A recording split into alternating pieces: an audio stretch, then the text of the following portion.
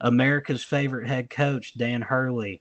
He took an L today after the full court trap pod. I think we all across the board picked Xavier on the preview, so we didn't end up cursing the Musketeers by any means. Dan Hurley, he was getting some love from the student section pregame.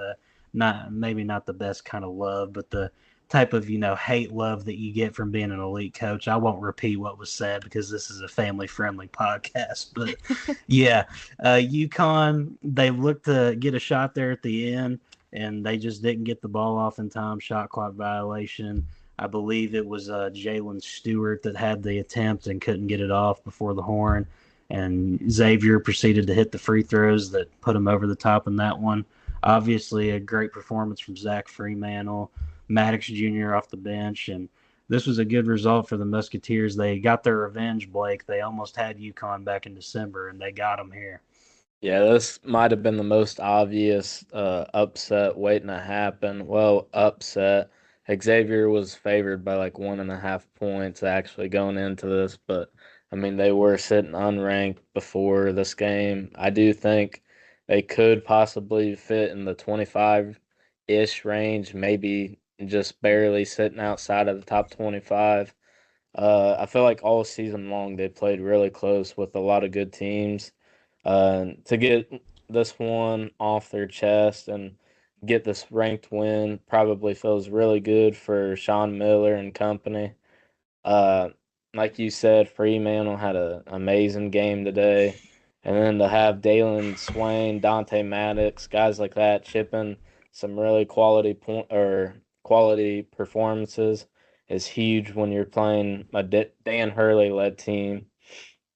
I think it was also pretty impressive too that Ryan Conwell, he only had four on the day, 1 for 6, and they still found a way to get this one done. That's one of their bucket getters on that squad, and they've still found a way to prevail over UConn. But Brandy, this is a lot of unimpressive basketball that's been played by UConn, and it really tracks back to when Liam McNeeley's absence began. And there's really no end in sight to that as of yet. So, are we hitting the panic button over there in stores yet, or are we going to hold off a little bit and see if Liam can get back in the fold and kind of get that group going back to the way that they were? Because it's just not really been looking super hot over there if you're Dan Hurley recently, at least. Right. They really need him offensively. 27% from behind the arc in this game. Not good. Only guard that really stepped up big time offensively was Solo Ball. And we knew this UConn team wouldn't have a massive front court presence heading into the season, so they need him healthy. um, I did think on the other side of the ball for Xavier, it was really impressive. They had 26 points off the bench. Jerome Hunter was pretty good, and Dante Maddox was also very good. I was kind of surprised that Ryan Conwell didn't have more of a presence in this game. He's been somebody I've been watching and waiting to kind of go off for Xavier, but the fact that he didn't and they still came out with a win here, really impressive for me. I don't know where I really don't know what the ceiling is on this UConn team. It's just they just don't have a ton of offensive firepower without Liam. They need him healthy. I don't know what the timetable is for him. But he's able to get that three ball going for them and help out with floor spacing. So they need him back. They need him back bad.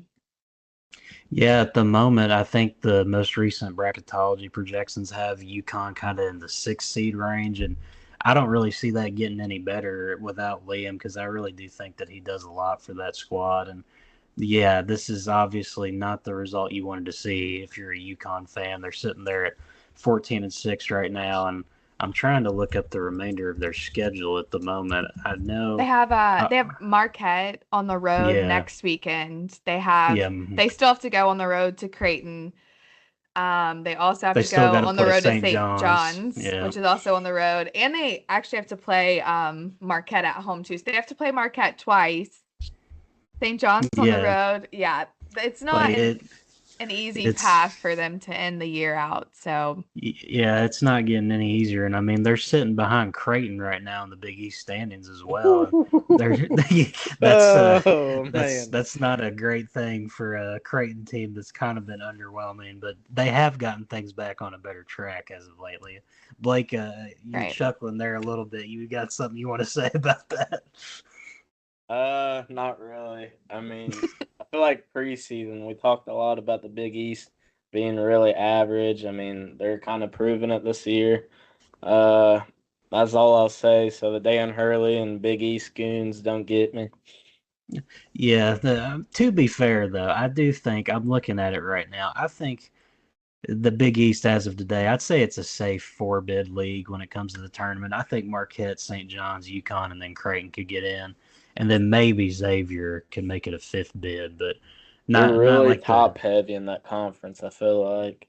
Oh yeah, it's super top heavy because you got UConn, Creighton, St. John's, Marquette, like I mentioned, and then there's the fall off where you're getting to teams like Villanova, Georgetown, Providence, Butler, Seton Hall, DePaul. If you really want to get into the absolute just pit of despair when it comes to the Big East, there with DePaul and Seton Hall, but yeah, not really much more to say on that one. UConn, we've talked about their issues a lot.